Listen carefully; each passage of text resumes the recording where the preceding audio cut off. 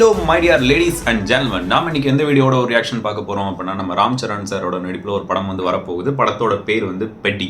So அந்த படத்தோட official first single தான் வந்திருக்கு. அதுதான் நம்ம இப்போ பார்க்க போகிறோம், சிக்கிரி சிக்கிரி.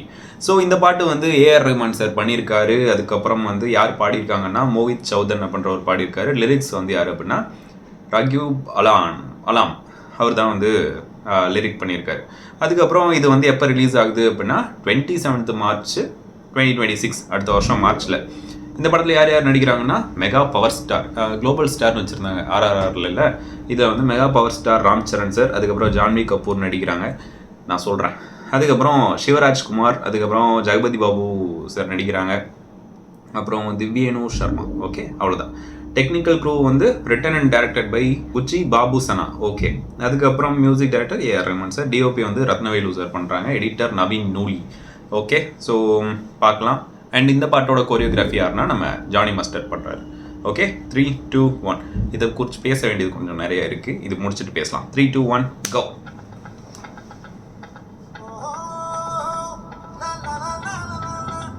சுமார். ஓகே,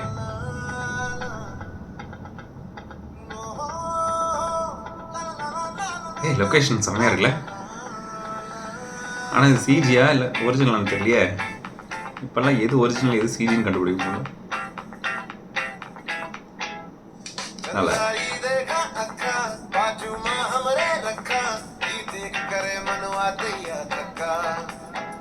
மியூசிக் கொஞ்சம் ரெஃப்ரெஷிங்காக இருக்குல்ல. பேசணும், இதை பற்றி பேசணும்.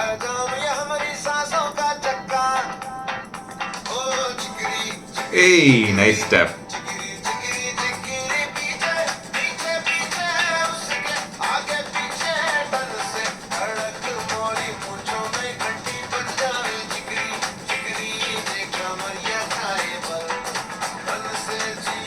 எதுக்குடா இப்படி பறக்க விட்டுட்டு இருக்கீங்க? ஹீரோயினா யூஸ் பண்ண தெரியாதாடா? இந்த வர்ற கிளம்பு.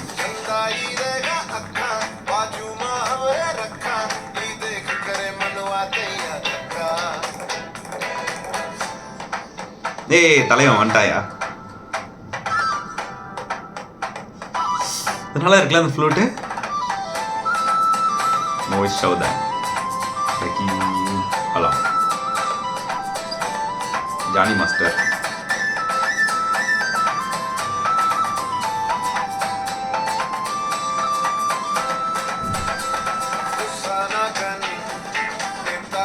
ஜான்வி கபூரை இப்படிதான் யூஸ் பண்ணணும்னு ஏதாச்சும் இருக்குதா என்ன? சொல்றேன், எனக்கு ஃபர்ஸ்ட் வேணாம், அப்புறம் பேசலாம். தலைவன வைபே வைபுதாயா.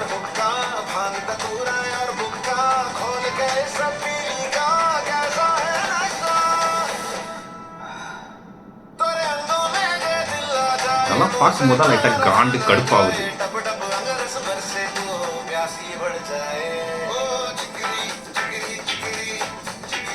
ஏய், நல்லா இருக்கு இந்த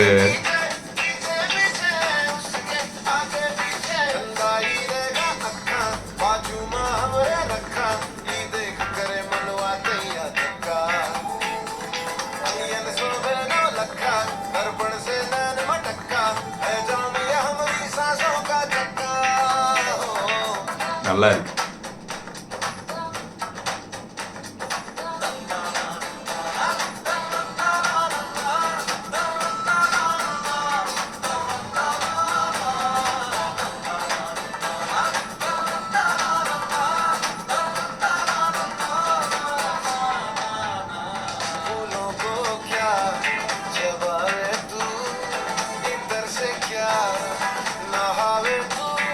இந்த ஃப்ரேம் மட்டும் பாருங்க, யூ வில் நோட் சம்திங். அங்கே கூட்டத்தில் உள்ள யாராச்சும் பாருங்க, நான் அது சொல்லக்கூடாது, பட் இருந்தாலும் எனக்கு வருது.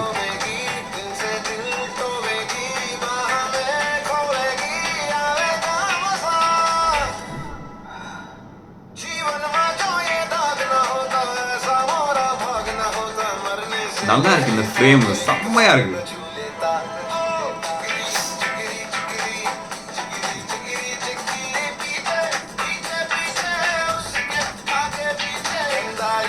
நல்லா இருக்கு. Cinematography super.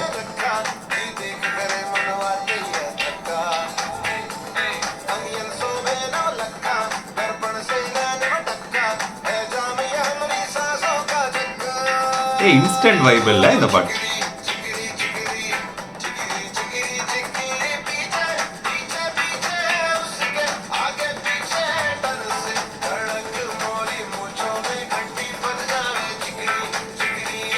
நல்லா இருக்கு. பெட்டி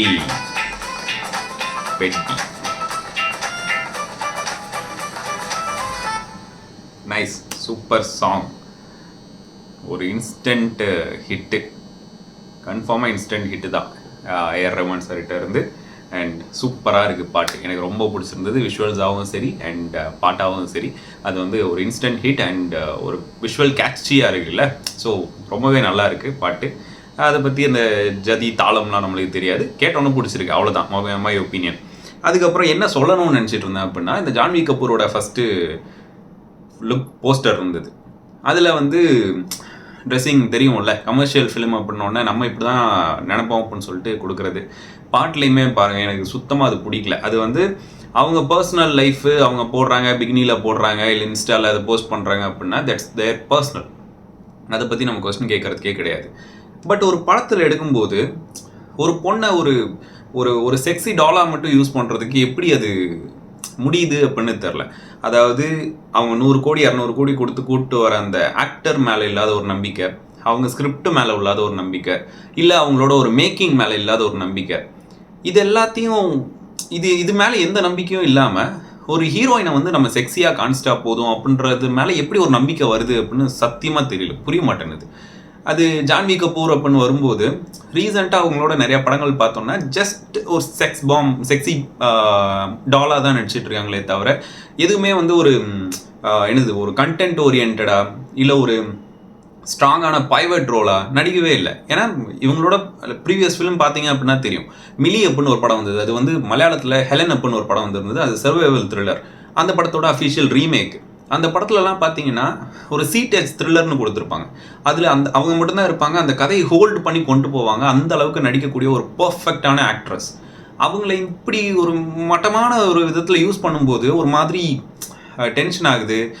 ஒரு சினிமாவை பிடிச்ச ஒருத்தனாக வந்து இது ஏன் அப்படின்ற மாதிரி ஒரு கொஸ்டின் தான் வருது. ஏன்னா நம்ம பார்த்த மேக்ஸிமம் சினிமாஸில் வந்து செக்ஸி டால்ஸாக யூஸ் பண்ணாமல், இல்லை வந்து ஒரு ஐட்டம் டான்ஸ்க்காக மட்டும்தான் நான் இது யூஸ் பண்ண போகிறேன் அப்படின்ற மாதிரி யூஸ் பண்ணாமல் நம்ம நிறைய படங்கள் பார்த்துருக்கோம். அந்த படம்லாம் நிறைய லெவலில் ஹிட் ஆகுது, ஒரு ரெகக்னேஷன் கிடைக்குது.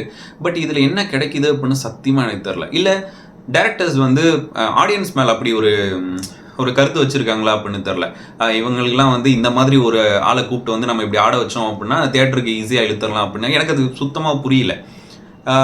அதுதான் அகைன் சொல்கிறேன், ஒரு ஸ்கிரிப்ட் மேலேயோ இல்லை அவங்களோட டோட்டல் ஸ்டோரி மேலேயோ இல்லை அவங்களோட ஹீரோ மேலேயோ மேக்கிங் மேலேயோ இல்லாத ஒரு நம்பிக்கை ஒரு பொண்ணை கூப்பிட்டு வந்து கிளிவேஜை காட்டுறதையும் ஒரு நேவல் ஷோ காணிக்கிறதுலையும் அது எப்படி வருது அப்படின்னு தெரில. தப்பான கமெண்ட்லாம் கிடையாது, சீரியஸ்லி இது தப்பானலாம் இல்லை. ஏன்னா அவங்க வந்து இப்போ அவங்களோட போஸ்ட் பண்ணுறாங்க, அவங்க வந்து பிகினியில் போஸ்ட் பண்ணுறாங்க, அதெல்லாம் வந்து அவங்களோட பர்சனல், அதெல்லாம் நம்ம கமெண்ட் பண்ணுறதுக்கு நம்மளுக்குலாம் அருகதே கிடையாது அண்ட் பண்ணவும் கூடாது. ஏன்னா அது அவங்களோட பர்சனல் ப்ரைவேட், அது அவங்க விருப்பம். ஸோ அதெல்லாம் நம்ம கொஸ்டின் பண்ணவே கூடாது. பட் ஒரு டேரக்டர்கிட்ட நம்ம இதை கேட்கலாம். ஏன்னா ஒரு நல்ல ஆக்ட்ரஸை கூப்பிட்டு வந்துட்டு இப்படி பண்ணுறது வந்து அந்த லெவலுக்கு சரியில்லை அப்படின்னு தோணுது. இப்போ தேவாரான்னு ஒரு படம் நடிச்சிருந்தாங்க, நான் நினச்சேன் ஒரு நல்ல பைவட் ரோல் இருக்கும் அப்படின்னு. பட் அந்த ஃபஸ்ட்டு பாட்டு வந்தப்போவே நினச்சிட்டேன் சரி ஓகே இது வந்து அந்த லெவலுக்கு இருக்காது அப்படின்னு. ஏன்னா அந்த படத்துலையும் அதை அப்படி தான் யூஸ் பண்ணாங்க.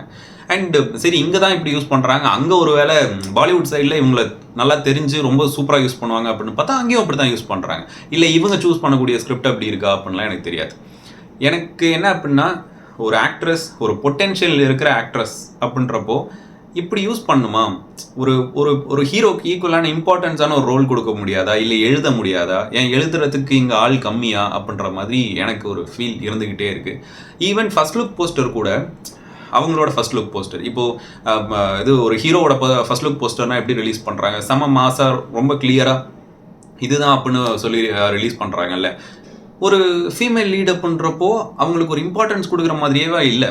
அவங்க எதை இன்ஸ்டாவில் போஸ்ட் பண்ணுறாங்களோ இல்லை ட்விட்டரில் போஸ்ட் பண்ணுறாங்களோ அதே ஃபோட்டோ மாதிரி ரொம்ப கிளாமரஸாக அந்த மாதிரி தான் கொண்டு வந்து ரிலீஸே பண்ணுறாங்க. அது பார்க்கும்போது ஒருவேளை ஆடியன்ஸ் இவங்க தப்பாக புரிஞ்சுக்கிட்டாங்களோ அப்படின்ற மாதிரி ஒரு ஃபீல் வருது. ஏன்னா நம்மளும் வந்து சும்மா இருக்கிறது இல்லைல்ல, நம்மளும் இந்த மாதிரிலாம் பாட்டு வந்துச்சுனாலும் இதை தான் அதிகமாக வைப் பண்ணுறோம், இல்லை அந்த பாட்டை பாஸ் பண்ணி பார்க்குறது அந்த மாதிரிலாம் தான் பண்ணிகிட்டு இருக்கோம்ல. ஸோ ஆடியன்ஸோட மைண்ட் செட் அப்படி நினச்சிக்கிட்டாங்களா, இல்லை எல்லா ஆடியன்ஸும் இதே மாதிரி தான் இருப்பாங்க அப்படின்னு நினச்சிக்கிட்டாங்களா இல்லைன்னு தெரில. இப்போ லோக்கி அண்ணா கூட இடையில ஒரு இது சொல்லியிருந்தார்ல, பூஜா ஹிட்டை நான் ஜஸ்ட்டு ஒரு என்னது ஏதோ சொல்லியிருந்தாரு, பிஸ்னஸ்க்காக தான் நான் உங்களை கூலி படத்தில் யூஸ் பண்ண போகிறேன் அப்படின்னு. எனக்கு அது கேட்கும்போதே கடுப்பாச்சு. பிஸ்னஸ்க்காக உங்களுக்கு ஒரு 150 கோடி 200 கோடி கொடுத்து ஒரு மனுஷனை அங்கே உட்கார வச்சுருக்கீங்க, அந்த ஃப்ரேமில் இல்லாத ஒரு நம்பிக்கை, ஒரு ஒரு ஒரு ஸ்பெஷல் டான்ஸ், ஐட்டம் டான்ஸ்னு சொல்கிறதுக்கு எனக்கு மனசு வரல, நான் மேக்ஸிமம் சொல்ல மாட்டேன், பட் இப்போ அது அப்படி தான் சொல்லணும்னு தோணுது. ஒரு ஸ்பெஷல் டான்ஸ் மேலே வைக்கிற நம்பிக்கை ஏன் அங்கே வரமாட்டேன்து அப்படின்றது எனக்கு புரியல. அது இந்த மாதிரி டேரக்டர்ஸ் அப்படின்றப்போ ஏன் கமர்ஷியல் அப்படின்னு வரும்போது இந்த கிளாமர்ஸ் இல்லாமல் கமர்ஷியல் ஃபிலிம் எடுக்கவே முடியாதா அப்படின்னு தெரில. நாம் நிறையா படம் பார்த்துருக்கோம். கமர்ஷியல் ஃபிலிம் அப்படின்றது வந்து இந்த மாதிரி கிளிவேஜை காணிக்கிறதுலையோ இல்லை நேவல் ஷோ காணிக்கிறதுலையோ இல்லை அவங்கள வந்து ஓட விட்டுட்டு ஸ்லோ மோஷனில் எடுக்கிறதுலையோ கிடையாது. அது வந்து ஒரு பியோர் எலமெண்ட்ஸ், தியேட்ரிக்கல் மொமெண்ட்ஸை உருவாக்கக்கூடிய ஒரு விஷயமா இருக்கணும். அதுக்கு இப்படி தான் நம்ம எதிர்பார்க்கணும்னு நினச்சிட்டாங்களா இல்லையான்னு தெரியல. அப்படி ஒரு வேளை நினச்சிருந்தீங்க அப்படின்னா ஷேம் ஆன் யூ காய்ஸ். சுத்தமாக வந்து அப்படி இல்லை, ஆடியன்ஸ் அப்படி கிடையாது. ஒரு பொட்டென்ஷியல் ஆக்ட்ரஸை இந்த மாதிரி ஒரு மட்டமான ஒரு கேரக்டருக்கு யூஸ் பண்ணுறது, இல்லை சும்மா ஒரு பாட்டுக்கு வந்து ஆட வச்சுட்டு போகிறது, ஒரு 10 செகண்ட் வந்தாலும் நான் உங்களை இப்படி தான் காணிப்பேன் அப்படின்னு காணிக்கிறது, இதெல்லாம் வந்து எனக்கு வந்து சரி அப்படின்னு தோணலை. எனக்கு தோணலை. இது என்னோட பர்சனல் ஒப்பீனியனாக கூட இருக்கலாம். பட் உங்களுக்கு எப்படி அப்படின்றத நீங்கள் கமெண்ட் பண்ணுங்கள். இல்லை அவங்க கரெக்டாக தான்டா காணிக்கிறாங்க, நீ வந்து தப்பாக பார்க்குற அப்படின்னு கூட நிறைய பேர் கமெண்ட் பண்ணலாம், வாய்ப்பு இருக்குது. எல்லா படத்துலையும் இதே தான் பண்ணுறாங்க. இது நல்லது இல்லைன்னு உங்களுக்கும் தெரியும். ஓகே, உங்களுக்கு என்ன தோணுதோ அதை கமெண்ட் பண்ணுங்கள். அண்ட் பாட்டு சூப்பராக இருக்குது, எனக்கு ரொம்ப பிடிச்சிருக்கு. I am happy with it. AR Rahman sir again ஒரு இன்ஸ்டன்ட் வைப்பு, சூப்பராக இருக்குது, எனக்கு ரொம்ப பிடிச்சிருக்கு. உங்களுக்கு பிடிச்சிருக்கான்னு கமெண்ட் பண்ணுங்கள். பாய்.